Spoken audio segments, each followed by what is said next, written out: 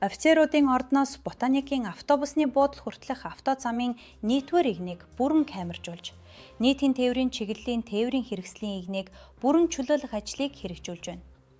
Тус чиглэлд нийтийн тээврийн үйлчилгээний 9 чиглэлийн 88 автобус тогтмол зорчдог.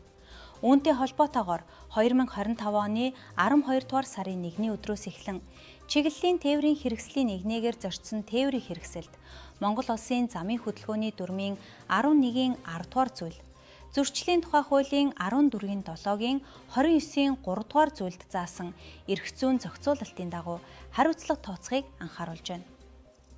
Иймд жолооч та бүхэн чиглэлийн тээврийн хэрэгслийн игнийг чөлөөлж, Монгол Улсын замын хөдөлгөөний хууль дүрмийг чанд мөрдөн, замын хөдөлгөөнд соёлтой, хариуцлагатай оролцсноо.